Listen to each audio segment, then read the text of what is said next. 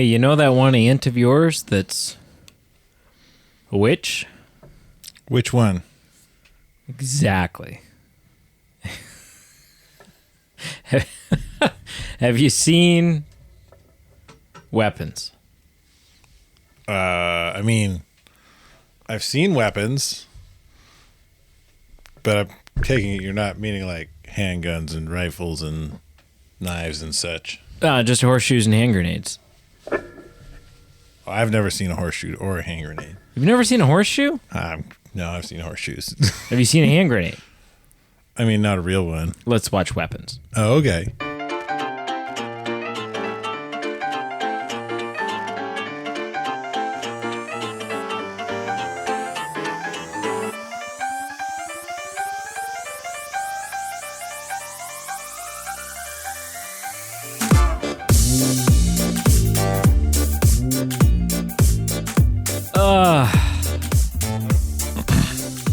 Been a week. What a snafu.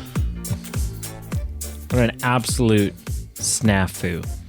Snafu. Yeah. Do you want to pull up the definition of snafu?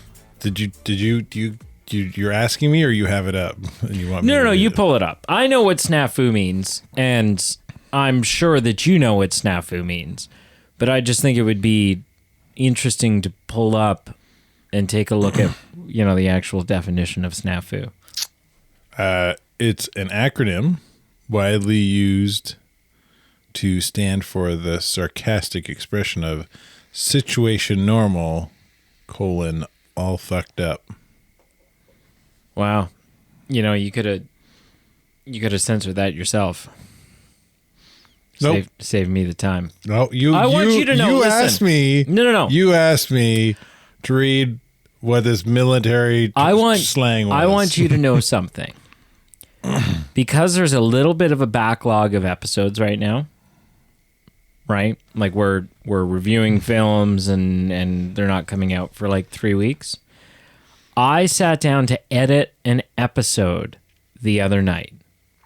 Okay. It took hours to scrub through and make sure, because I knew there was an episode that I had to censor.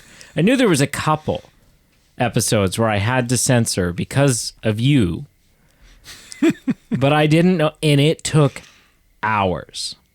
I mean, each episode's only a couple of hours. You didn't like 2 times the speed through them?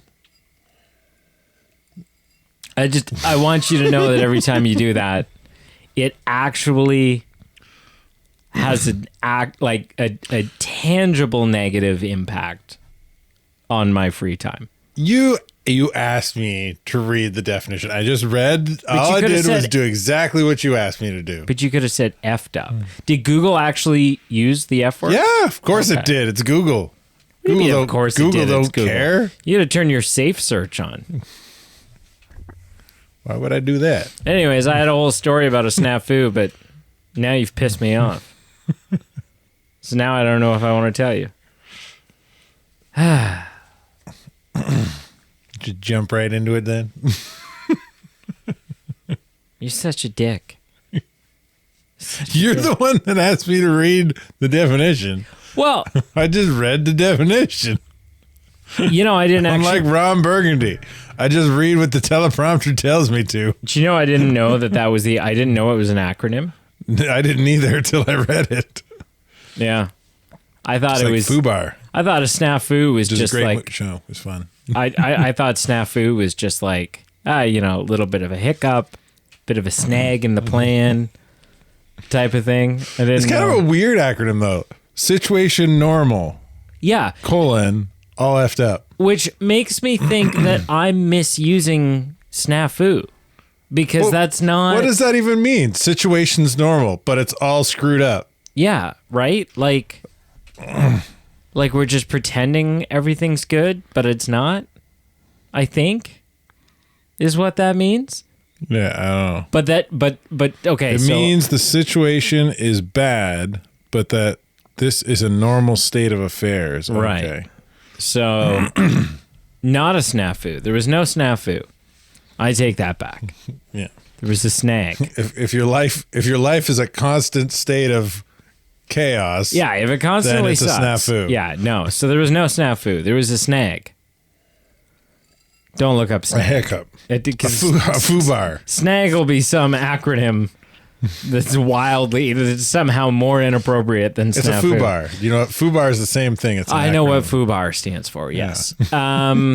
So this weekend coming up, we're having a pig roast without you. Is actually when the invite went out, it was gonna cook a pig. Carl's not invited. Oh, yeah. Yeah. That'll get more people there. It's amazing. Yeah, actually. Yeah. Wild. Yeah. Wild. The turnout would be like at least 2 more people. Your parents were like, oh, okay, I'll come. Yeah. Those were the two. That was the 2 people. I could think of legitimately, I could think of like at least 2 people that would probably be more inclined to show up if I wasn't there. Your wife Yeah. and your daughter. No. Oh. No, so we're cooking a pig, right? And that's a whole big long ordeal, requires a lot of woods and time and patience and beer. Yeah, you got to do it right. Yeah. It's actually funny because I've never cooked a pig before, and so it was when I was like doing all my initial research of like, well, how long does this take, and you know, what is the technique, and what are the things I want to worry about, and what are the things I don't need to worry about. There's so many, mostly on Reddit or like that's a dark hole. Reddit or like Quora or you know what? Reddit can be a dark hole, but I am finding more and more. I'll Google something. I think AI has sent me more to Reddit recently than I had ever gone before. Really? Yeah, because there are some things that I really like AI for. Like if I want just a quick, dirty, cheap, easy answer, then AI can be great when AI gives me the answer I'm looking for. Okay. Like specifically gives me the answer I was hoping it was going to give me.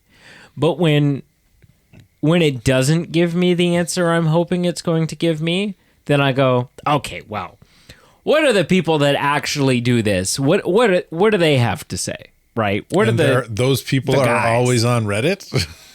Yeah, everyone is on Reddit. That's not true. It would seem. That's not true so at all. anyways, but on Reddit, there's there's the general rule of thumb that I've discovered is if you're cooking a pig, typically, and there's so many factors that can cause a variance in this, but typically you're looking at about an hour for every 10 pounds of pig. Mm-hmm.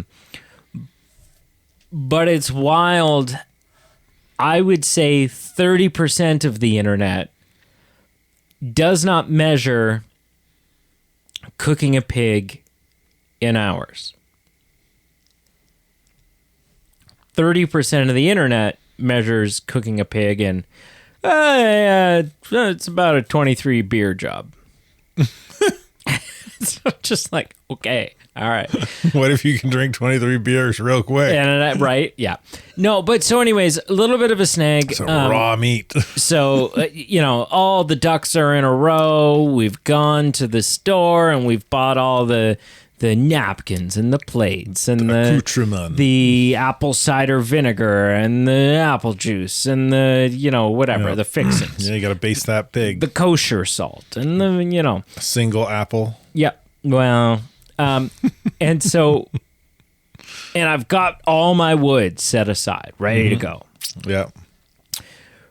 I did not communicate with the missus which wood I was planning on using, which was fine. She doesn't typically go ahead and just burn wood or move wood or whatever without, us having a plan or knowing that she's going to move this wood. So about 2 days ago, she sends me a message. And she's like, hey, I'm going to go I'm wanting to lay out in the sun. Beautiful day, right? We're having a nice little warm, it's like summer again, mini summer. And she says, I want to go lay in the sun. Fall. Can we do something about this pile of wood, though? Because I'm wanting to lay in the sun, and it just reeks of mold. And I'm like, oh, no. Mm-hmm. I totally not checked in on this pile of wood. Right. Okay. And it was just, yeah. It wasn't, so, did you have it stacked? No, just piled. Oh, there's your problem. Just piled, yeah. Sure enough, all just riddled with black mold. Yeah. Black mold, mushrooms. Like this is just not even just like, oh, the wood's a little off. You got to stack your wood, man. It wasn't my wood. Someone just dropped all this wood off. Yeah. And so that's I really hadn't even investigated the wood all that much, but whatever. I knew what type of wood it was. Anyway, so mushrooms growing out of it. It would appear that it was actually on its way to rotting to begin with when it was dropped off. Yeah. And so, yeah, some white fuzzies, some weird like pinky orange fuzzies. Okay. Which I was like, what the hell is this kind of mold? And the black stuff. Right. And so I'm sitting there Googling, right? Because I'm like, oh, God, we're like 2 days out now. And so to try to track down wood at this time of year. The kind of wood you want. The kind of wood I want. This is going to be real dry. Pain in the ass, right? Like nigh impossible. Yeah. And the pig is coming. And I don't have a fridge to put this pig in. So either I'm figuring out how to cook this pig, or the pig's going to rot the way the wood did. Like, I don't know what to do with this, right? And so I'm sitting there and I'm Googling it. And what I'm finding is, yeah, I mean, you don't want to cook your food with moldy wood. For obvious a myriad of reasons. White mold, not a problem. Won't hurt you. It's the black stuff that's the problem. The pink stuff, little bit more of a problem than the white stuff. Not quite as bad a problem as the black stuff. Black stuff, not real good for you. No. Black mold, never good. Yeah. Black mold, bad. And black mold also annoyingly appears to be like the most common for firewood, right? Like it's just kind of, if you have mold on your firewood, it's probably little black specks. Right. And so I'm sitting there and I'm Googling. I'm like, okay, well, what can I do about this black moldy wood? Is there any way to use this wood? And I'm sitting there and I'm partial burn. Well, so maybe.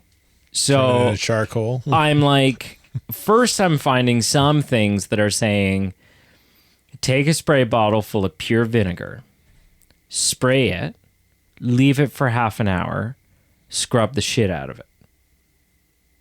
Because the vinegar will It's a lot of wood to spray and vinegar scrub. will kill the about about 3/4 of a face cord. So not a ton of wood. But a lot of scrubbing. Partway through this, I'm like, this is crazy. Am I sure this is working? Well, I look it up and they're like, no, don't do that. That won't do anything. That's dumb. Right? You're being stupid. It'll get rid of the surface mold, sure. But the mold is still going to, like, it's seeped into the pores of the wood. It's all bad. You got to burn that crap up. And I'm like, okay, great. Got to burn it. So here's the plan. Kill it with fire. Here's the plan. There's a pile of wood that I would say is medium rare in terms of moldiness. There's some that's like well done moldy.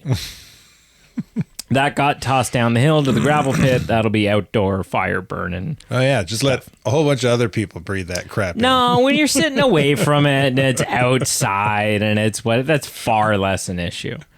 So that's fire pit. That's, the fires we have here, we're burning a couch and we're not worried about a little black mold. Probably black mold in the couch. Yeah, it's like, whatever.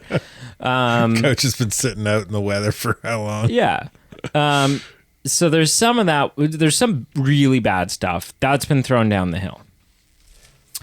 There's some not terrible stuff that's going to get added to the wood pile for the winter, because we burn wood for the, and they say, oh, you're not supposed to burn it in your house either, blah, blah, blah. But I'm like, look, I'm looking at the pile of wood that the guy delivered for us to burn. There's little bits of black specks on there. It's a closed, for the most part, that smoke's not getting into the house. No. I'm not super worried about it. There's some that's like medium rare. So it's got like just, a couple of specks on it. That stuff I am going to use for the initial fire. So pig's not in yet. We're just getting this thing up to temperature and building our Getting coal your coal bed. bed. Yeah. Not a problem. Then there's what I would call the rare wood in terms of mold. Yes, there is a black speck or two. Basically not. Kill it with fire. Get a blowtorch. I'm just going to use it. Singe it. I'm just not really worried about it. I'm just going to use it. On top of that, get one of those Elon Musk blowtorches. Aaron's parents have a ton of wood, and they were like, "Hey, come check out our pile." And it's all stored. We stack our wood. It's dry well, and clean. No, but it's stored inside. And so that's a big, it doesn't get rained on. And so we went through and we picked out maybe about half a face cord. And it's all maple and ash. And we're like, okay, this will be good. We can use this. On top of that, the guy we're renting the smoker from, we're going to pay him an extra $75.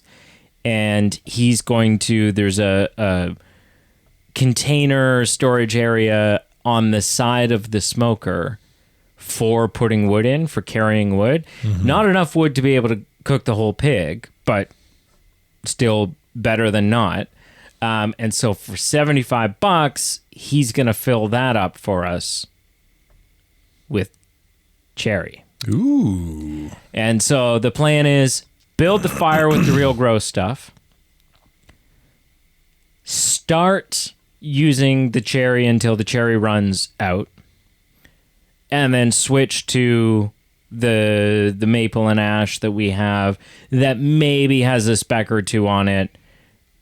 Even then, not even really. But a little bit of a snag, a little bit of like a, oh shit. Yeah. Now what? Yeah.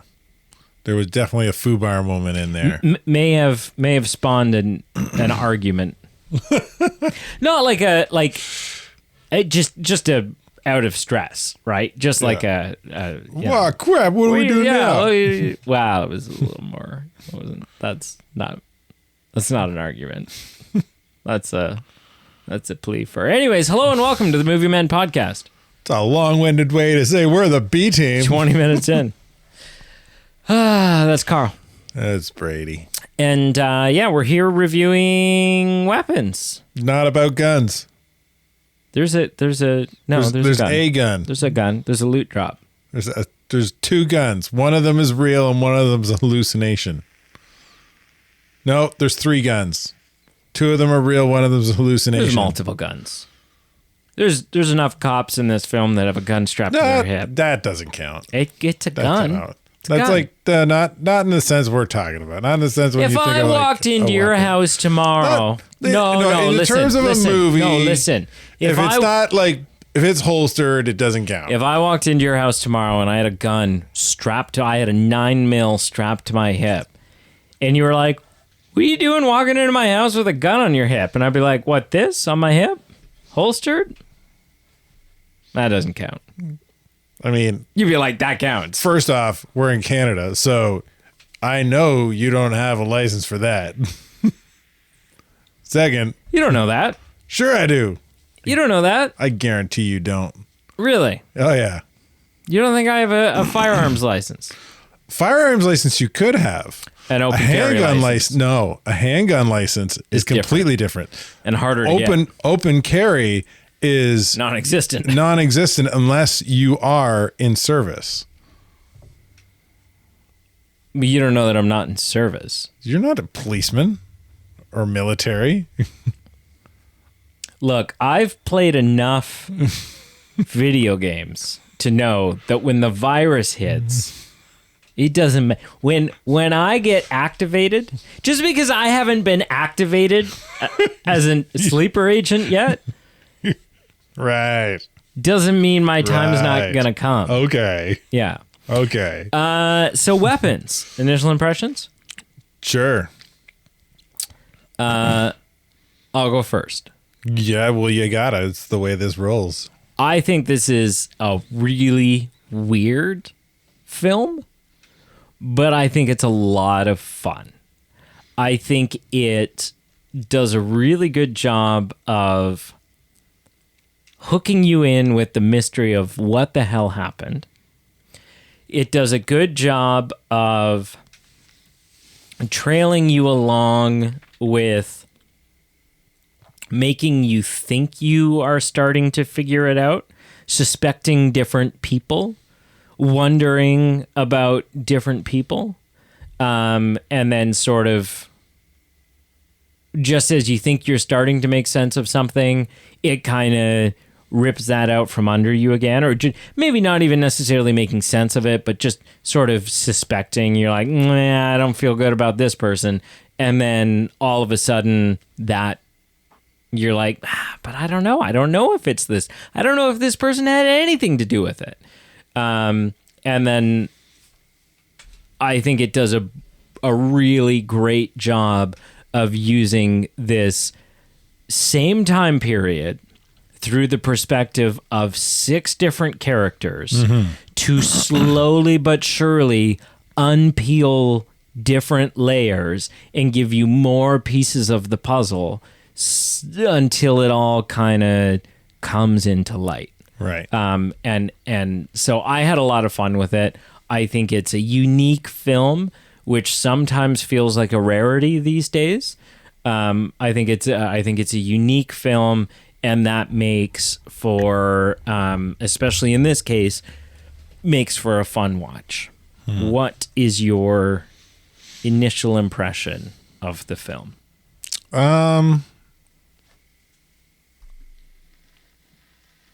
I would say that this is a fun film to watch, an interesting film. I don't think it hides the lead as well as you have said it does in your impression. But it does do a good job of not telling you outright till a certain point. Yeah, and the story, the way they tell the story is a lot of fun, and I've seen a few films that kind of do something similar, and or episodes of TV. I think The Simpsons did an episode like this. Well, Glass Onion did it. Yeah. So now, but I want to ask you about something you just said. Sure. You said it doesn't do a good job of burying the lead. How early on did you suspect that the one remaining kid had an aunt who was dying of cancer but was also a witch and was acting as a parasite feeding off the life force of the locals? I mean, to that degree of accuracy. Like what? No, but I mean, okay, so we're past initial impressions, so let's dive in. Okay. Yeah. So on this note, early on, the you kind of get a finger pointing at the teacher. Yes. I feel like that's the first person that everyone suspects. And I think that's obviously intentional. Yeah. Julie Gardner. You're like, maybe she knows, or maybe it is her and she doesn't realize it or doesn't remember or doesn't. I never got that impression. Okay. No. But definitely, because her narrative is the first one we follow. Yes. And I think she's like stalking this kid pretty quickly into her narrative. I believe she has nothing to do with it. Okay. I don't have any sense of like from the way they tell the story that she has any a mean bone in her body. Yeah. Bad judgment. Sure, sleeping with somebody else's husband, but well, she didn't. She was fed misinformation. Misinformation, true. Right. But yeah. But like, and after that point, after her narrative ends and we jump to somebody else's perspective, who's the next one is Josh Brolin's character, isn't it? Archer, yeah. Yeah. I never suspect Archer. No, I don't suspect anybody else. No. Except the kid. I feel from the rest of the film, I'm like, the kid's in on this somehow. Yeah. Right? Because from her perspective, we see her out front of his house, and his house is weird, and there's something going on in his house. He's in know. Yeah, but he's I don't suspect him as being a witch or a sorcerer or whatever, right? But he knows what's going on. First time I watched this, I did briefly. I was like, maybe it's this kid. Maybe this kid is. Yeah, and we don't get a lot of information about him, so no, you can draw that conclusion. Sure. And then I kind of think, well, maybe it's this kid's parents, but then that's sort of quickly that's debunked before. What's her name? Justine's narrative ends because she looks in the window and we see them. Yeah, we don't know it's her parent, that kid's parents, but that's the conclusion I drew when I saw them. That didn't necessarily debunk it for me. Because all that shot really did for me was say, like when she looks in the window and she sees the two parents sitting on the couch, seemingly almost like catatonic. That just for me, all that did was say something's weird about this house. Something's weird about these parents. The end of Justine's narrative. Yes. Where I was sitting in terms of who done it was somebody in the house. It's not the parents. I did kind of dabble for a short leave with like, well, maybe it is the parents and there's some kind of weird vampires or zombies. Because it's Alex's mom that comes out and snips Justine's hair. Yeah. So I thought maybe there's some kind of vampires or zombies, but my mind never left the idea that it's witchcraft. Okay. And my mind never left that because the movie drove it home throughout her narrative. Throughout Justine's. Yeah. The movie intentionally plants in your mind that this is witchcraft by labeling her a witch through other characters in the film. Right. When Archer they painted it red on the side of her car. Yeah. Right. So for the whole, because of that, my mind is always circling witchcraft. Interesting. You went on an entirely different journey with this than I initially did. Yeah. Interesting. Did you suspect somebody else? Well, like I said, initially I suspected Justine. Sure. Then briefly the kid. Then kind of the parents. But then, like, before we actually get introduced to Aunt Gladys, we just sort of get these flashes of like this creepy clown looking lady in the woods and on the ceiling and so then I we get one in Justine's and we get one in Josh Brolin's Archers. Yeah. Well, and in James, the homeless drug addict, the meth head. His is in a vision though. I think that she's actually he actually sees her in the woods. Yeah. But so at which point I was like, which point? At that point, I was like, is this some sort of demonic, like I sort of started entertaining the idea that this might be a supernatural thing. Yeah. Versus witchcraft. It's not until the moment where I was like, okay, this is without a doubt witchcraft, is in Marcus's story, that Benedict Wong's character. Oh, Benedict Wong, okay. In Marcus's story, where Gladys shows up, asks for the bowl of water, witchcraft. And does the thing. Which, hang on. If somebody comes to my house and I'm like, do you want some water? Here's a cup. And they're like, no, I drink from a bowl. Are you going to hand them like a soup cereal bowl? Or are you going to hand them a massive salad bowl to drink water from? I sort of get like that was ridiculous. But the ridiculousness in that scene is Marcus's partner, the one that's just like, oh yeah, come on. Well, I don't know. It's so tough because she's at the door. She seems like an elderly, confused lady. Yeah. So it makes sense to invite her in. From Marcus's partner standpoint, yeah, come in and get water. Yeah. Like if you're dehydrated, and you seem to know my partner, and my partner seems to know you. And so come in, get some water. He might be acting a little weird, but he's being unreasonable. But I also understand Marcus's, no, I don't want her in here because this is not appropriate. This is the aunt of a student. This is, blah, blah, blah. Well, and also she's creepy. Yeah. But I also understand Marcus handing her just whatever bowl he came across because doesn't track for me. But here's the thing. I feel like if you are in your kitchen fetching water for someone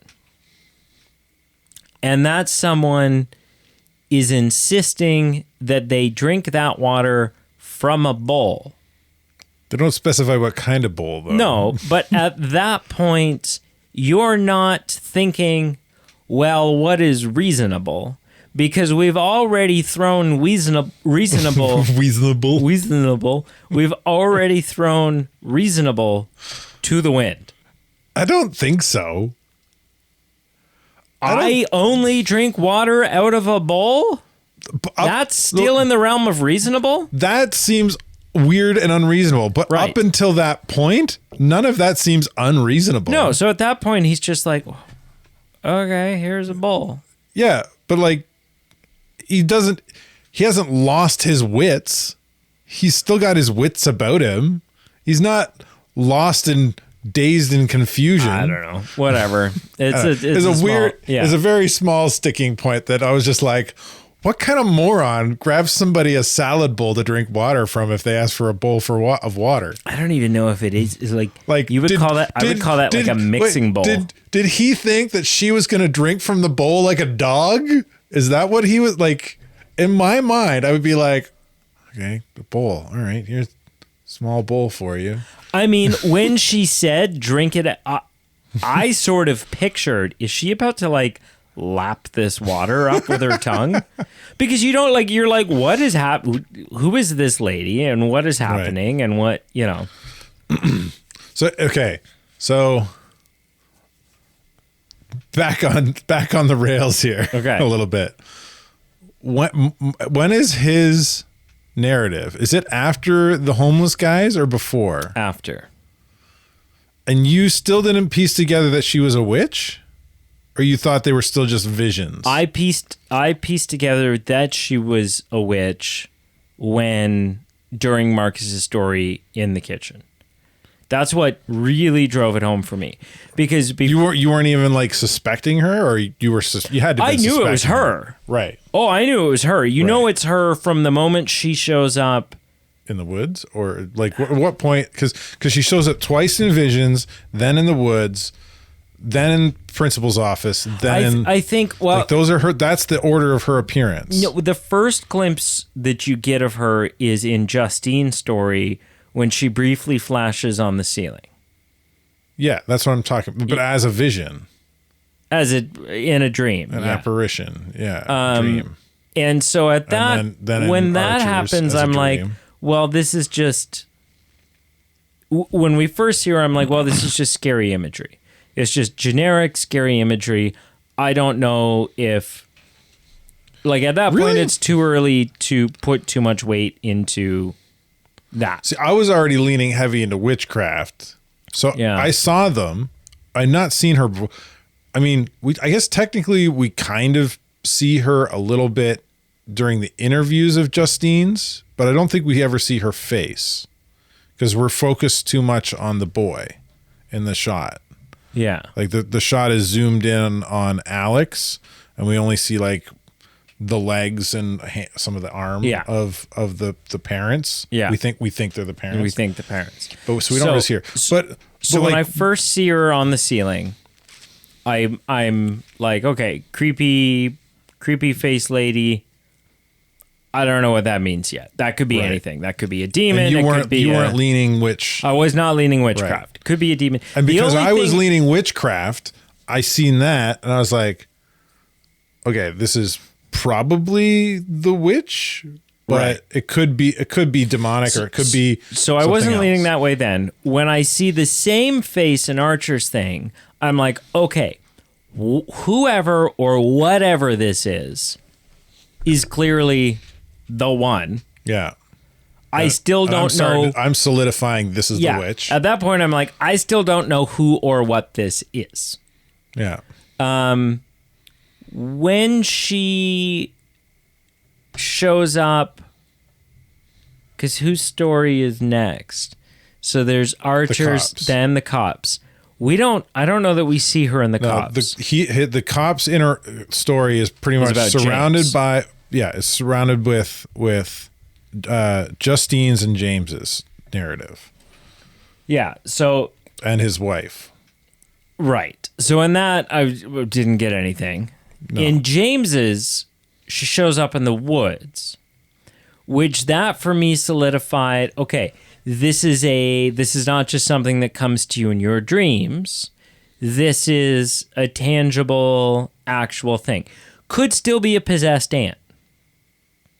Right? 100% valid that this is this boy's aunt, and the aunt is, for some reason, possessed. The aunt is possessed? Yeah. Okay. Right? Or whoever. Well, we don't even know that it's his aunt at this point. But whatever this thing is, it could be a demon. Sure. Because at that point, we've only seen flashes of it in the dreams, and then we get a flash of it in the woods. Right. So I'm like, so at the could be a woods, demon. you're still kind of floating the line of what it could be. Well, yeah, what is this? Yeah. Once I see the woods, I'm like 80-90% sold. Yeah. It's not until the kitchen scene where I'm like, oh, okay, it's a witch. Really? Yeah. Oh man, I went to 100% as soon as she was in the principal's office. She's like looking at the things and do you feel like that made being it creepy? Does that and make it less the fun secretaries? because for me, I got to go on this journey of I don't know what's It's happening. less of a whodunit. Right. It's less of a whodunit because as I'm watching, the pieces fell together very quickly. Yeah. It kind of felt like. Yeah. And not unnatural, like not in a way that felt spoilered. Like it felt like this is the progression the movie wanted Okay. me to take. Right. I didn't feel like I figured Which this out before. I would was argue supposed it's to. not. I feel like you did figure it out before you were supposed to. Like I didn't feel like feel it like was that. trying to lay more of a breadcrumb trail. Yeah. I think, I don't know. I feel like the movie intentionally laid the groundwork of witch early on with Justine being accused and like literally painted in red. Right. That you're intentionally supposed to be going down the witch trail, and the closer you get to seeing her in the principal's office, the more that thought is supposed to solidify. Interesting. Okay. You just been watching too much of The Nun. Well, no, I mean, yeah, I really didn't know, right? Because I get the other sort of thing that you get in the logo of the film. There's a triangle in the O. Yeah. Right. So there's some sort of symbolism there, but I'm still like, that could be supernatural stuff. That could still be demonic. Yeah. So weirdly missed. I don't know if we're still on this tangent or if we're changing subjects here, but I'm changing the subject a little bit. What a weirdly mislabeled movie. I don't think it makes any sense. Why?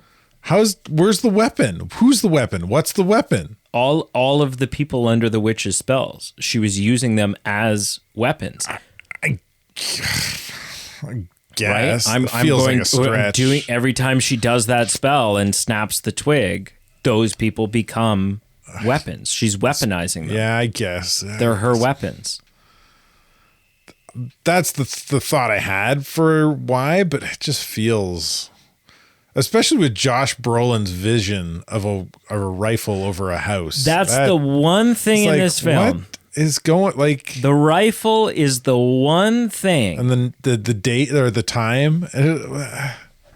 Yeah, I don't know. There's got to be the time.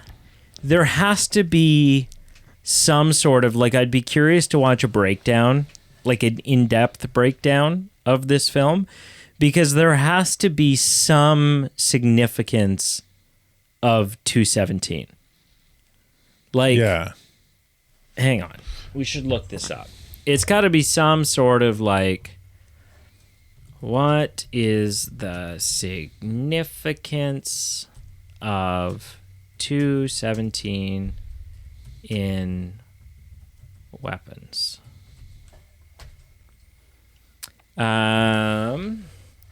Yeah, so just I Googled in the 2025 movie Weapons, why is it called Weapons? AI overview says pretty much what you say. Gladys uses supernatural rituals to turn people into mindless, weaponized servants to carry out her will. But, like, this movie would have made just as much sense to call it Parasite. Yeah, but then I feel like it would too on the tip nose. people off more than... At 217, all the kids from Justine Gandy's class did that now iconic run and fled their classrooms. When we see 217 again in Archer's dream, when the 217 is under a massive gun over his house in the sequence. This led to a lot of conversation about how Weapons was possibly inspired by school shootings, but that 217 looking like an ammo count is potentially even more significant. When I first watched Weapons, I thought the focusing on 217 was going to be important, and then there was some sort of revelation that Gladys just happened to break the stick that caused the children to run at 217, and it was all just by chance. But then someone pointed out on TikTok that the 217 in Weapons actually had a deeper meaning and that it represents her victims. Firstly, the two parents of Alex, and then the 17 kids she subsequently curses. I think it would have. I think it would have been really clever, probably on the nose. But if the house was 217, and it's part of the ritual, like to make them run to 217. I was kind of thinking that it was that I was having watching the movie. I was trying to piece together the 217, and I was thinking maybe the house is 217, but we never see a house number. No, and I'm a little surprised because I feel like sort of the go-to would be like, oh well, actually, if you look at Galatians 2:17, it's about no. Do you know what I mean? Yeah. That there would be some scripture, some spiritual chapter 2, verse 17 that is something about witchcraft. Yeah, maybe there is, but it's in like the Satanic Bible or something. Right. Yeah. Which we've never read. We've ordered the studio copy and it just hasn't. Yeah. You know. Canada Post. Yeah. What are you gonna do? Anyway, weird name. Just weird name for the movie. I think it works for what you and AI ascribe it, but it just feels off the mark a little bit. I don't know. I think they wanted to specifically give it a title that not only made sense, but also didn't tip you. They didn't want it to be witchy at all. Yeah. They didn't want it to be, Witch, you know, yeah. The Witch Project, or I was really surprised because I had think, seen. I call it like Missing or something. That'd be Yeah, you could do that. I mean, something around why the kid's being gone. Or I was surprised because I had seen the trailer for this film prior to ever watching it. oh yeah, the trailer doesn't give it away. Well, no. Not only does the trailer not give it away, but it's really interesting because the trailer focuses on and features a lot of the little girl's narration from the beginning, right? That, oh, blah, blah, blah. And, you know, all the kids walked out of their classrooms. And it's like, okay, this is a film about a bunch of kids leaving, right? And I was really shocked when I watched the film for the first time that it was, yeah, that happened. And we're going to do a massive exposition dump in the first 5 minutes. And then we're going to tell you, and then a month later is when this story picks up. Like, to me, that was sort of a fun bait and switch of the trailer and the marketing of this film, was that it's not about those kids disappearing. Right? That's just the backstory that we need you to know to get you caught up to where we are. Buried the lead. Yeah. Yeah. More films need to do that. So I liked that. I also like the ending. I like the ending in the sense that this is not and then we banished the witch. It's not quite a happy and ending. Everyone went back to normal. It's happy-ish. This is a story about, look, something really awful happened in this town. Now consequences are It unfolding. didn't all work out. It didn't all go back to normal. Yeah. That's life. This happened.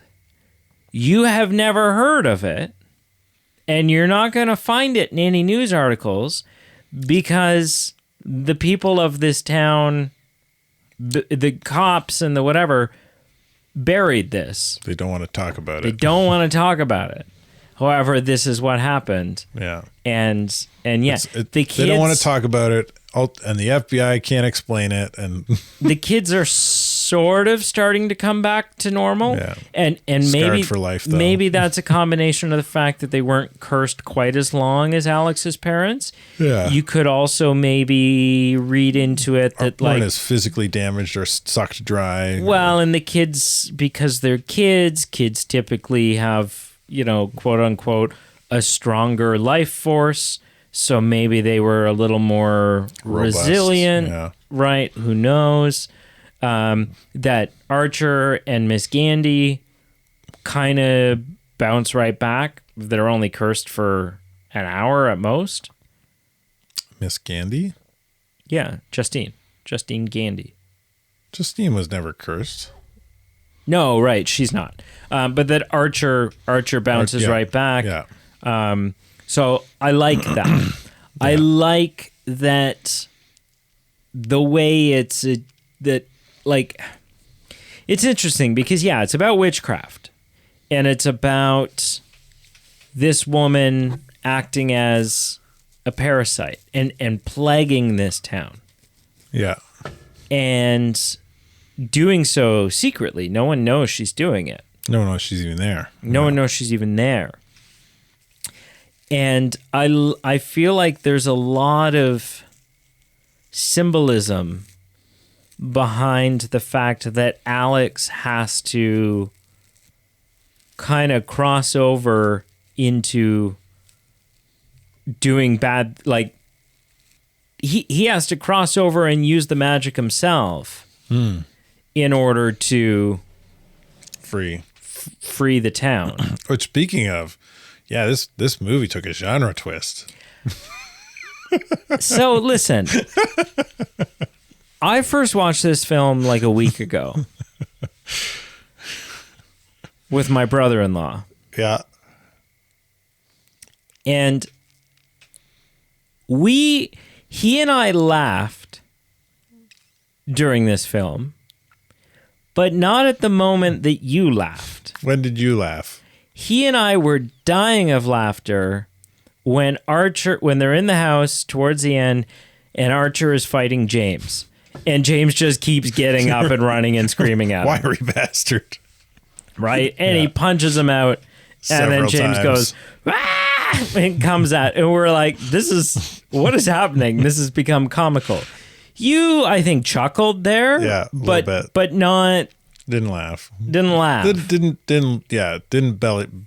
burst a belly. Yeah. Something for you about... Because I love the moment when Alex snaps the twig to turn the children against Gladys. Yeah. And Gladys, can feel it. You hear senses it. She senses it. We hear a bell. And she goes, "Oh no." Yeah. Because all of a sudden she's lost control. Not only has she lost control, but probably lost the parasitic attachment. Well, and the tables turn in the sense that she has literally spent the last 6 weeks in this town laying the groundwork for her demise. Yeah. Bewitching her undoing. Yeah. And so the children come out of the basement and start chasing Gladys through the neighborhood. And I have only heard you laugh that hard a handful of times. It's not the hardest I've ever laughed at something. No. But it was. I did find it very comical. You were just giggling maniacally. Yeah. Why? Why was that so funny for you?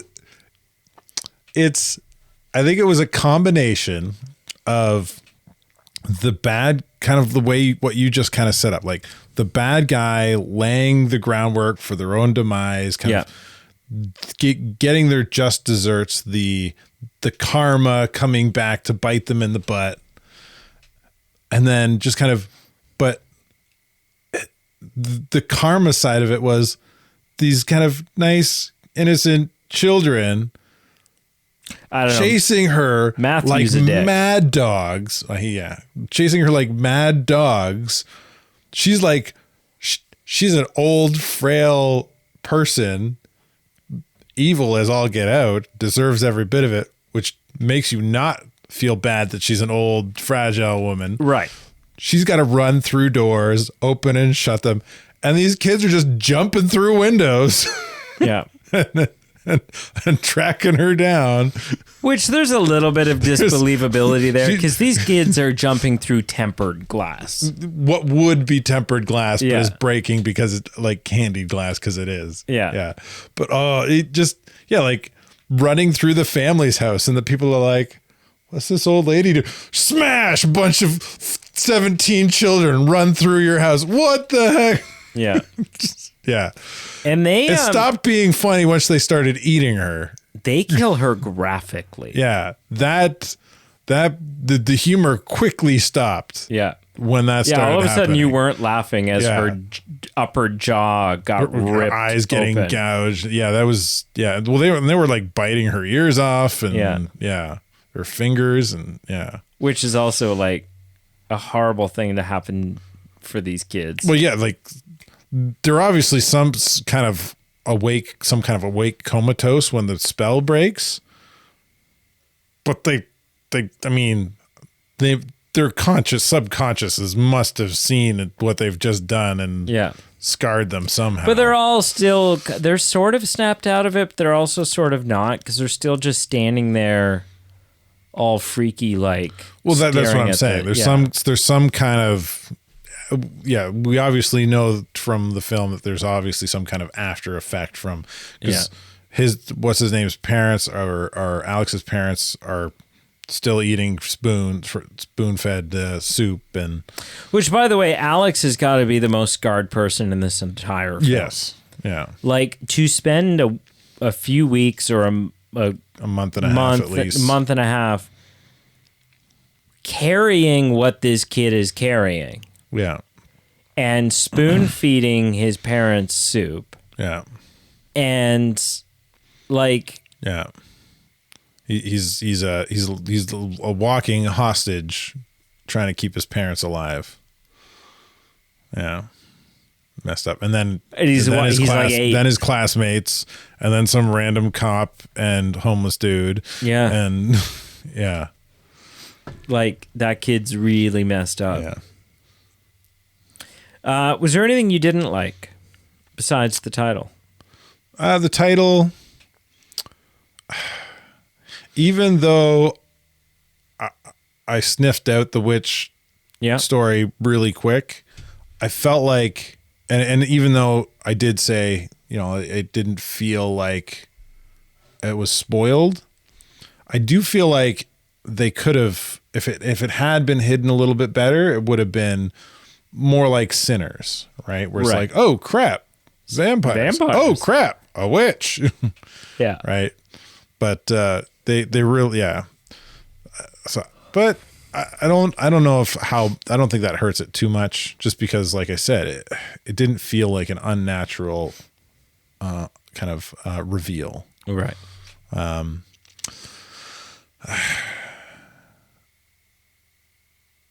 The bowl thing bugs me quite a bit. But you admit that's sort of, they're doing it for the narrative purpose there. that she can drop them in a big enough thing of water to, which also, that was a lot of water to give her in that bowl. It's a weird request. You're just like, okay, dog. You're thirsty. You want to drink from a bowl? I'm going to give you a full salad bowl full of water. Yeah, I would. Weird. I resonate with that. But like you said, you're into the weeds there. Yeah, a little bit. I've also, I don't know. Maybe it's also more weird because where you were still kind of like, you just realized it. So the witch thing at that point you said, so maybe you're feeling uneasy and shook. So you're kind of, maybe that feeling is being,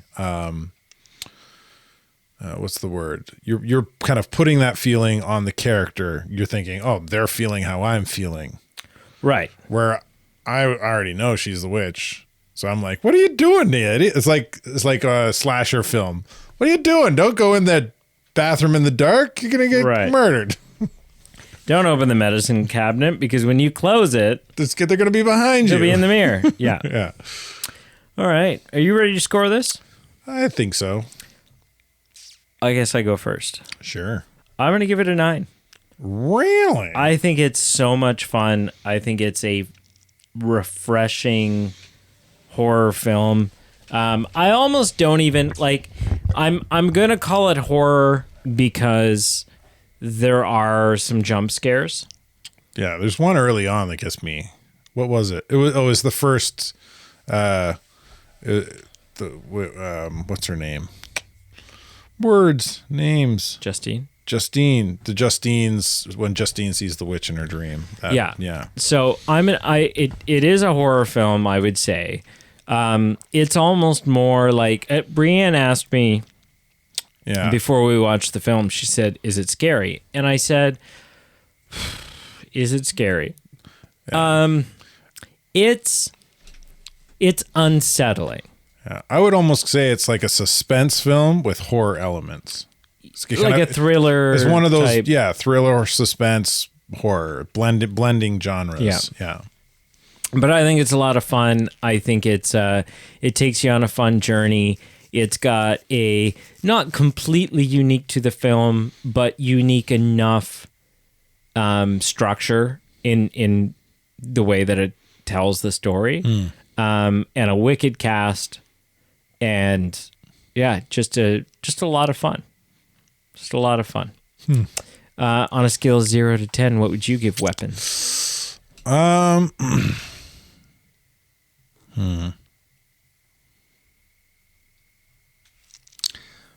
gonna give it. Oh man, I'm floating between a 7.5 and an 8.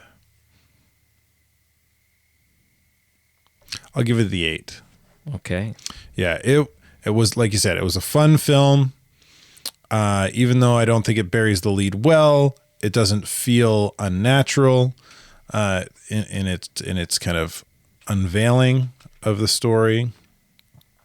The way it tells the story, that kind of multi-character perspective, is a lot of fun. Like what you're seeing a short time span from different perspectives is a fun way to tell a story. Yeah, and I enjoyed that.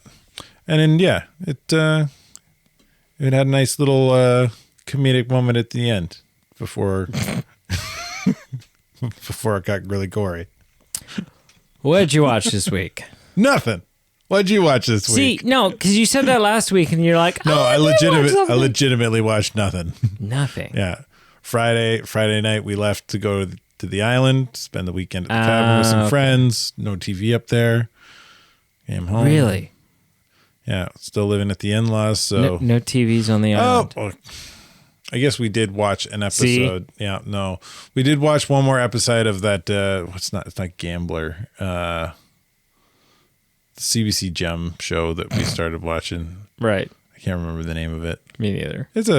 I don't even remember the synopsis. I just remember CBC Gem. Human lie detector stories. Right. It's a girl who's a human lie detector. It's not ringing any bells. Yeah. I'm pretty sure when you first I think told it's like me, Gambler or something. I just blanked it all out. And it's all right. Just focused on the CBC Gem part. You did. Because that's insane. Yeah. It's not horrible. It's a fun. It's whodunits. Except you know who done it right off the bat, and you just kind of see her figure it out. Okay. Yeah. Okay. Through her human lie detector skills. Yeah. Okay. Yeah. That's riveting. What'd you watch?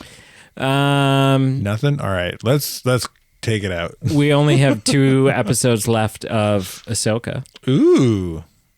Yep. And are you enjoying Ahsoka more this time around? Because I don't think you started it last time we talked.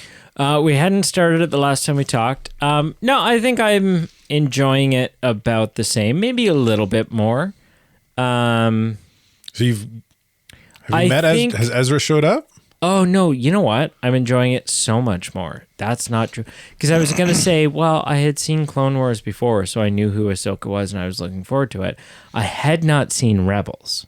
Right. So, yeah. Ahsoka carries a whole different level of... Yeah, because Ahsoka plays a big part in Rebels, but then the Ahsoka show also has... Rebels Season 5. Rebels. It's just Rebels Season 5. Yeah. With the exception of Zeb.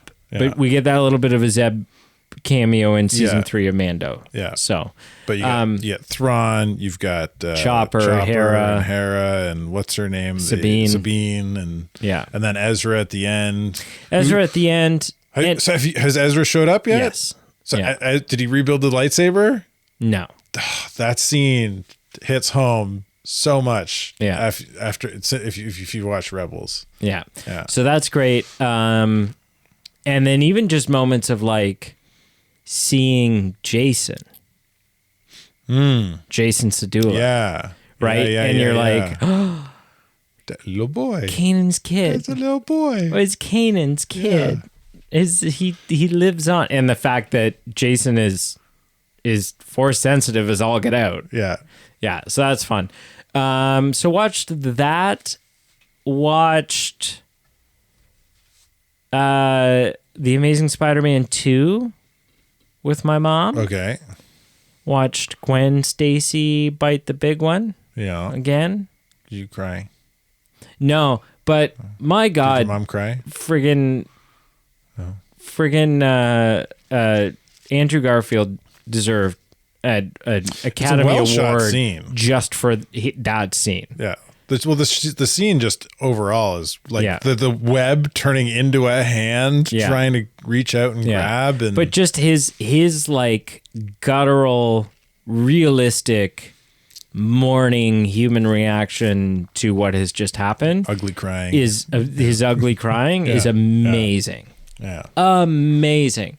So that was fun. Mom's take on the OG Spider-Man films is, she prefers Tobey. Okay. And I'm like, okay. I disagree, but that's not an uncommon, like, you're not alone in that. But she's only watched 2 of the 3 Spider-Man, so she can't make Correct. full. But out of the 2, she prefers Tobey. Okay. Yeah. You know. Sure. So next I have to show her the New Adventures of Spider-Man from the 90s. Then Ultimate Spider-Man. It's going to be no. I'm pretty sure next thing in this little journey we're doing with her, probably going to show her X-Men. The first X-Men. Okay. Yeah, because you're not diving right into Avengers. You're doing this whole... Yeah. Which means I'm probably... It's always a struggle because I'm like, which X-Men movies do I need to show you? And in what order to make it sort of make sense? Yeah. That's a ball of messy nonsense. Yeah. Yeah. I'm thinking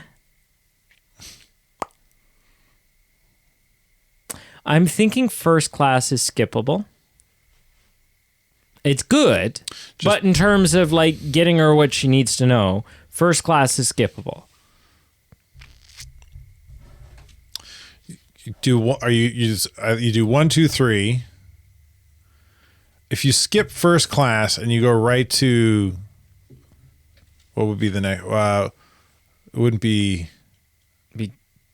So this is the order I'm thinking of. It'd be what's the one where Logan goes back in time? Days of Future Past. You can't just jump to Days of Future Past from 3 because I don't know if Charles's state of mind makes sense. Right. Which I don't think Charles's state of mind in that film makes sense to begin with at the beginning, that he's so depressed over that he needs to take pills to suppress his mutant powers, and then for some reason he can also walk now. So what I'm thinking, it's weird. The beginning of that film with Charles is just so weird. Maybe First Class is necessary. So I think what I'm thinking is First Class, and hear me out. Then X-Men Origins Wolverine. First Class, Origins Wolverine. X1, 2, and 3. Okay. The Wolverine. Whoop. You wouldn't do Origins first? Because at end of Origins... No, because it mostly takes place in the 80s. Right. Whereas First Class takes place in the 60s. Sure. Yeah. Okay. Yeah. Yes. Right. Okay. Then the Wolverine, the Japanese one. Then Days of Future Past. Then Logan. I would skip Apocalypse and Dark Phoenix because you don't need those. Where are you going to do 1, 2, and 3? Did you say that? Yeah. So I would do First Class, X-Men Origins, 1, 2, and 3. 1, 2, and 3. First Class. Wait, did you say First Class? Why are you struggling? I don't know. Shut up and listen. I'm trying to piece it together in my mind. Use your fingers. This is how confusing the X-Men franchise is. It's really not the way I'm saying this. You're just brain dead. Starting with First Class. Because it takes place in the 60s. First Class is first, right. Then X-Men Origins Wolverine, which takes place in the 80s. Yeah. Then X1, 2, and 3. Yeah. Then the Wolverine. Okay. Then Days of Future Past, which resets the timeline. Right. And you've watched First Class, so yeah, okay. And then Logan. Because Logan is the future of the new timeline from Days of Future Past. Right. It's also the timeline where Deadpool exists, but I'm going to save that for a little further down I think you need to insert Deadpool after 3. And then That doesn't make any Deadpool sense. 2. No, it doesn't at make the any end. sense. Yes, it does. No, because it's not a part of the Which- timeline until Days of Future Past happens. The Deadpool films exist in the timeline that is created in Days of Future Past.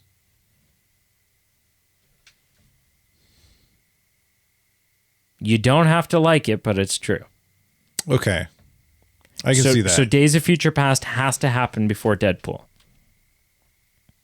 Okay, yeah, I could see that. Yeah. Yeah, sure.